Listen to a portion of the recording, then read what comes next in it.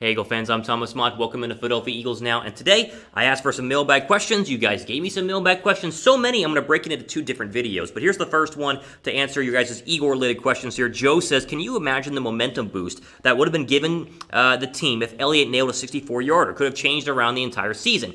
So this goes back to obviously Sunday when Philadelphia had a 59-yarder to win, false start, thanks Matt Pryor, and then it turned into a 64-yard field goal to win it in overtime to send the Eagles into a 1-2 situation instead of an 0-2-1 situation. Listen, I wanted them to kick the field goal when I was first watching the game. Like in the heat of the moment, I said kick it, and then I was mad. And then as I slept on it and became rational, no, you don't kick a 64-yard field goal. Would Joe Burrow have a chance to beat you and send you to 0-3? Here's why. 64 yards would tie Matt Prater for the longest field goal kick in the history of the National Football League. Where was Matt Prater kicking whenever he made that kick? Denver, low altitude, Mile High Stadium. The ball travels much, much further in higher air in terms of higher altitude because the air is a lot thinner. 64 yards is ridiculous. I mean, you look at the overall field goals in history. I mean, Dempsey hit a 63-yarder in 1970. Jason Elam, the Denver kicker, again 63, and then Sebastian Janikowski, who has an absolute truck for a leg, hit a 63-yarder in Oakland way back in the day. You go back to, Elliott hit a long one to beat the Giants in 2017. That was 61 yards, and he had some wind going with him on the kick, and it barely squeaked in. Go back and watch it. So, should they have tried it? I mean, listen, maybe, right? It's not like Jake Elliott was struggling against Cincinnati. He had a 54-yarder earlier on in the football game, but I still wouldn't sit here and just harp on Doug Pederson saying, oh, wow, it was an automatic kick. It was not an automatic kick. And if you missed that, there's 17 to 19 seconds left on the timer, left on the play clock, to where they can go down and score and beat you. And 0-3 is very different from 0-2-1. It keeps the Philadelphia Eagles obviously only half a game out of their division. Going back now, I'm going to say it right now, would not have kicked it. Just because you miss it, you're in a lot of trouble, and a tie, despite how much I hated it, is way better than a loss. Like the video, though, if you would have kicked it. I'm curious if many people really think that they would have kicked the field goal there, 64 yards, even with that being played out. Like this video if you would have kicked it. Let me see how many we get there. Joseph says, is it time to look at AB? We need someone to catch passes. Okay, we do need someone to catch passes. And honestly, Antonio Brown would be a massive upgrade to the Eagle wide receivers you see on the football field right now. The problem is, like I've said like a billion times, the day you sign Antonio Brown is the day that he more than likely is going to come in your organization, maybe be a diva and mess things up, but also sit on the bench. Remember, Antonio Brown has an 8-game suspension right now. He can't play until week 9. Listen to this. NBC Sports had a great write-up today about Antonio Brown, talking about his current legal troubles too. Quote, on the eve of a deadline for producing evidence related to a civil lawsuit, one of Antonio Brown's lawyers has decided he no longer wants to be involved. Hancock, that's the lawyer, represented Brown as part of a burglary and battery charges that Brown pleaded no contest to in June. Brown is currently serving an 8-game suspension from the NFL due to that case and a separate harassment claim. He's already on an 8-game suspension for part of a burglary and battery charge that he pled no contest to in June. And he still has other stuff, including a harassment claim that could provide more and more fuel to a suspension. Excited Roger Goodell, who's always fans of sending players down for big-time suspensions. So, as great as Antonio Brown is, and as bad as, let's say, Deshaun Jackson has been so far this year, and Jackson's been terrible. Greg Ward's been better than Deshaun Jackson. I mean, come on, Deshaun Jackson's our deep threat. Not this year. He's been awful. Despite all of that, I still would not sign Antonio Brown because you're not going to see him for weeks, and even whenever he does get cleared, the idea that he's going to come in and be a great teammate and a good Eagle is just, I think it's foolish to overall think that. You think the Eagles should sign Antonio Brown? Again, despite everything I just said, type N down below. Just don't even type Y. Just type N, because I'm telling you, it just wouldn't make sense, and he wouldn't even really play because of all the stuff going on off the field. Joey says, what's your new record prediction for the Eagles? Okay. I had to think about this one, because you go back to my record prediction videos before the season, you look at the Eagles roster before all the injuries and all the Carson Wentz stuff. I mean, it was a 10-win football team, and I've said that. 10-6 was my football prediction for Philadelphia. Has that changed? No, but also yes. So I didn't predict a tie to happen, so I got to kind of adjust things around. But as you look at the NFC East, the Eagles are right there. I mean, they could go on a run here. Losing 6 football games, that's only 4 more than what they have right now. They could still easily win 10 games despite what we've seen. The problem is their next 4 games are brutal. I mean, at the 49ers, at the Steelers, at the Ravens, they need to go 2-1. Let me say that again. Somehow, they've got to go 2-1 against the Niners, Steelers, and Ravens to have a shot at being a positive win football team here in the 2020 season. My current record prediction is coming down 1. I say 9-6-1.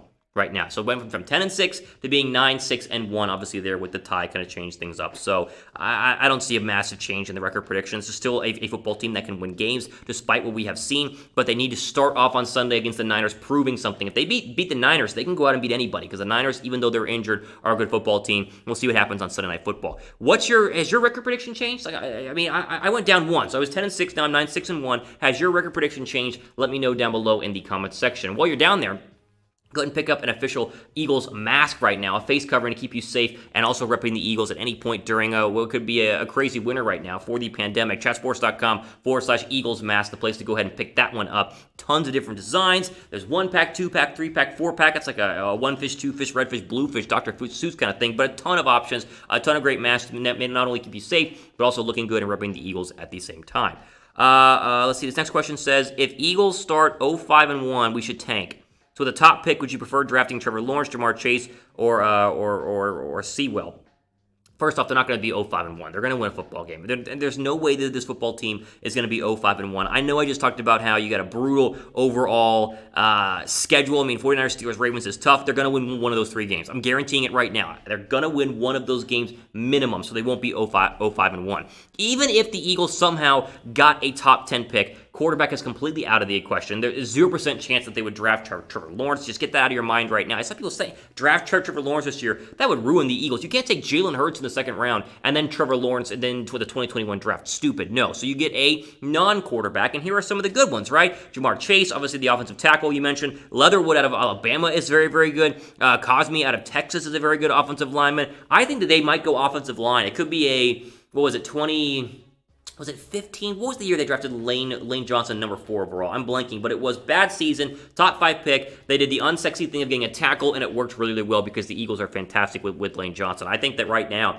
looking at the Jason Peters and then obviously all the other O-line injuries, I think offensive lineman could be a very good pick there in the top 5. Some other ones, you could get a cornerback. I mean, you get there's a bunch of quarterbacks out there. How about Parsons, the linebacker? I think a linebacker could be a big-time need for Philadelphia. They have a lot of holes, and so obviously wherever they are in the top 10 or top 15, if they were to be 0-5-1, which is not going to happen again, I don't think they go quarterback. I don't think they go wide receiver. I think they go offensive lineman or linebacker. Those are the 2 massive needs in Philadelphia right now. Before we go ahead and get to this final question here, make sure you guys are subbed because every time the new Eagle rumor breaks or we do mailbags, it's all posted here on the channel, the best Eagle channel on YouTube in my opinion. Make sure you guys hit the big red subscribe button down below. Andrew says, Thomas, can you say although Wentz is to blame, do you think the staff has not corrected his issues? Do you think grooming him falls on the staff? I understand the basics of skills are in Wentz, but do you think that hiring a 30-year-old quarterback coach without experience failing Wentz? The Wentz thing is just tough to go ahead and read because it's not like his mechanics have been bad in the past. You go back to 2017, he had his mechanics haven't changed. He was actually just, making better throws and making better decisions. So I think a lot of it is mentally for Carson Wentz. I think mentally he's struggling right now. We've seen this from young quarterbacks. They get in a funk and they need someone to help them out, aka the head coach or the play caller, to simplify the game plan to make sure it's a lot easier. Because I think Carson Wentz came into the league knowing he was a great quarterback. He proved that in 2017, and then in his mind, in order to take the next best step, he would go ahead and get better at his pre-play reads and his pre-play checks, and I think they've asked too much of him pre-play. I think you get him in more of a Jared Goff type situation, where Goff is given one play, he goes to the line, he listens to Sean McVay until the 15-second cutoff, and then he runs the play. And so Sean McVay has more say on what the play will turn into if they need to audible versus what Jared Goff has to do. I thought Wentz was better than that, but I think right now, to build that confidence back up, you need to go ahead and put things in Doug Pederson's hands versus letting Wentz go to the offensive line, look at the defense pre-play or pre-snap and change things up. I mean, also, we have to acknowledge that the injuries aren't helping. I mean, no Jeffrey, no Jackson's terrible and he's injured, no Rager, no God. These are big-time weapons. These are weapons you expected Carson Wentz to have this year, and he doesn't. That's a big reason why Carson Wentz is struggling as well. He's not on the same page with a lot of these receivers. Hopefully that will improve over time, but we can't rule out the fact that he has no weapons right now because the wide receiver depth chart has been absolutely terrible. So I think simplify it. And they said they will on Sunday against the 49ers, so maybe we'll see it. But I think you're asking Wentz to do too much because it's kind of like he flashed and showed that he could handle it, but in reality he couldn't, and they need to slow down on his progression right now because it's a marathon, not a sprint, and not everyone becomes Peyton Manning overnight. Who's the most to blame? We'll just finish with this. Who's the most to blame for the Eagles' struggles? Is it Wentz? Is it Pederson? Is it somebody else? Let me know down below in the comment section. I think it's a combination of all three. Wentz for just not the mechanic problems and the bad decision problems. Pederson for giving him too much. And the other to me is Howie Roseman for building a terrible team around him in terms of weapons. So a lot of blame to go ahead and go around, but let me know what you guys think down below. Ultimately, after today here on this mailbag, we'll do another mailbag later on, probably tomorrow or the next day, so stay tuned for that. For Philadelphia Eagles Now, I'm Thomas Mott, signing off. Enjoy the rest of your day.